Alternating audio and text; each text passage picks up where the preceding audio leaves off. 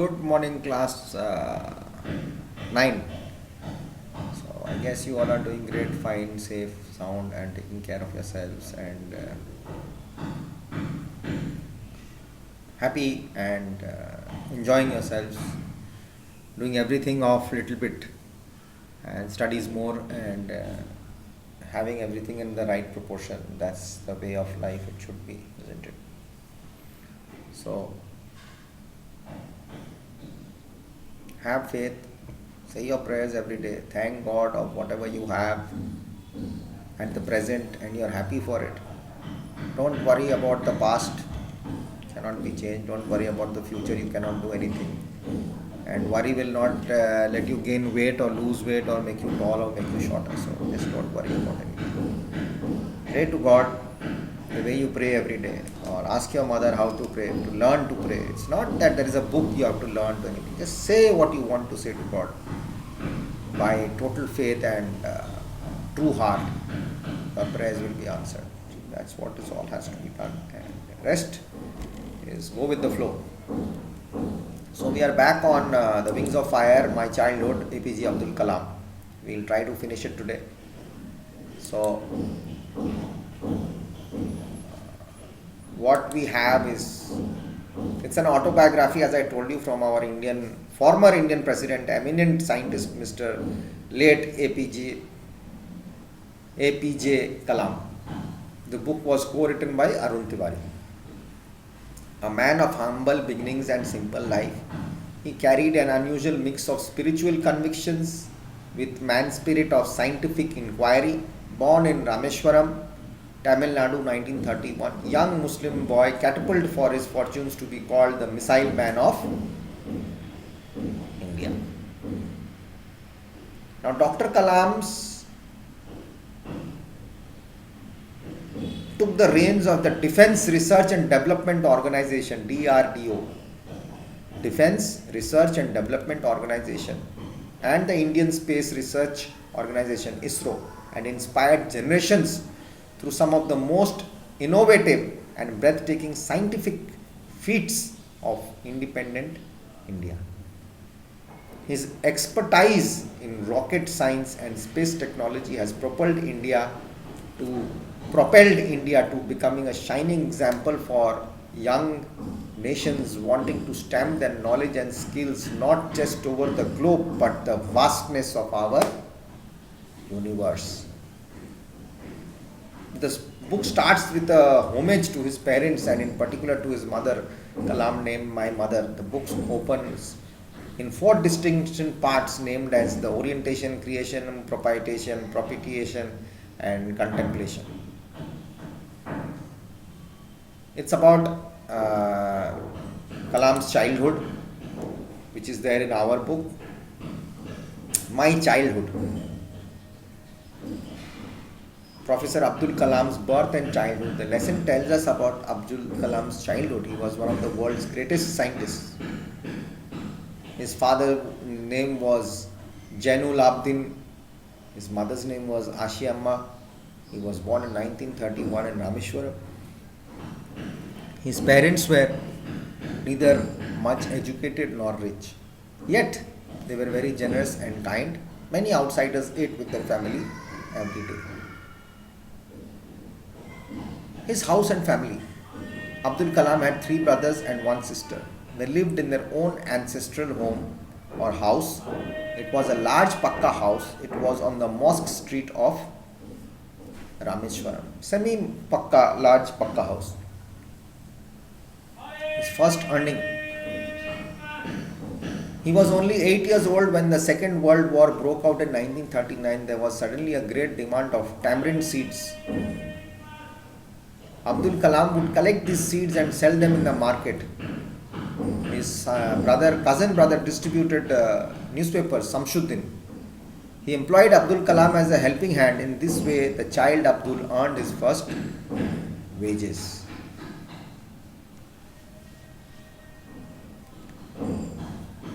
Abdul Kalam's parents actually highly influenced him. Some of his friends and teachers also influenced him. He was in the 5th standard in Rameshwaram Elementary School. A new teacher came to the class. Abdul was sitting with his close friends Ramanatha Sastri in the front row. The new teacher could not tolerate a Hindu priest's son sitting with a Muslim boy. He asked Abdul to sit on the back bench. He was very sad, and so was Ramanatha Sastri. Abdul found Sastri weeping as he went to the last row. This made a lasting impression on Abdul. Later, Ramanatha Sastriji's father called the teacher. He asked him not to spread the poison of social separation among the children. The teacher felt sorry for the same. Abdul's science teacher, Sivas Subramania Iyer, was a high caste Brahmin. His wife was very conservative, but he did the best to break the social barriers. One day he invited Abdul to his home for a meal. His wife refused to serve Abdul in her kitchen. The Siva Subramania served Abdul with his own hands. He sat down beside him to eat his meal. The teacher invited Abdul to come the next weekend. He went to his house next week. His wife took Abdul inside the kitchen. She served him food with her own hands. These are all human values. We should create and have this culture inside us. From his father, Abdul inherited honesty and self-discipline. Abdul grew up. He asked his father's permission to study at Ramanathapuram. His father allowed him to do so. He consoled his wife who had grown emotional that my son is going to go away, and she started crying and all that. However, Abdul Kalam's father consoled Kalam's mother.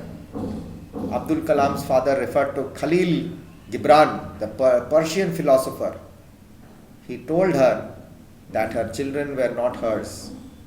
They were the sons and daughters of life's longing for itself. They came through her and not from her. She might give them her love, but their thoughts were theirs. Beautifully said. That the child it's yours. It has come through you. You have given birth. It is come into the world through you, but it is not yours. You might give them her love. She might give them her love, but their thoughts were theirs. Okay. So it is written also somewhere that listen to your father. Never vouch on your mother's thoughts, because it will put you into burdens, it will put you into chains, and it will put you. She is very emotional. She will get pulled back by emotion. So this is the story. This is the summary type which I have here. And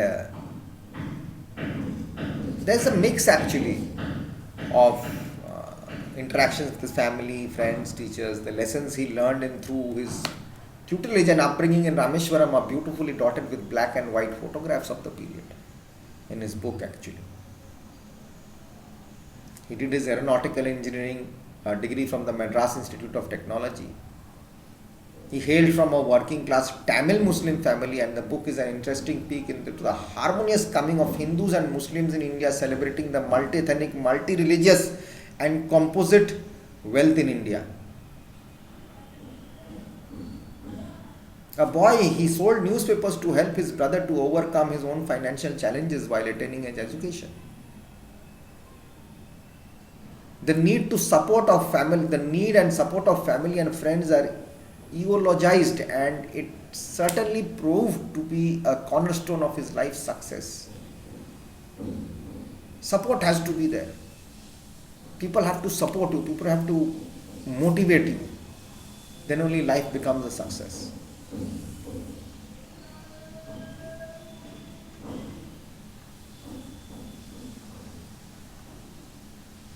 Defense Research and Development Organization DRDO became the first employers after completing his education, as he was given a project on hovercrafts.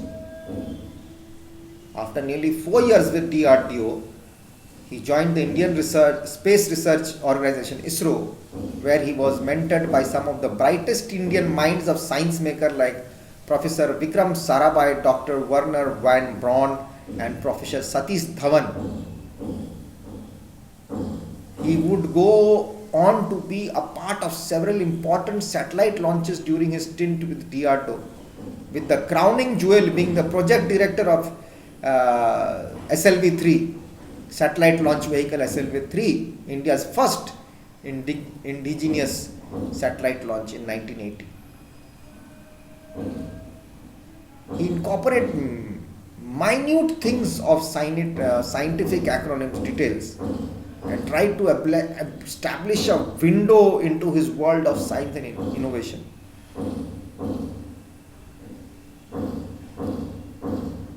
His interaction with common people in such an organization and outside was impeccable.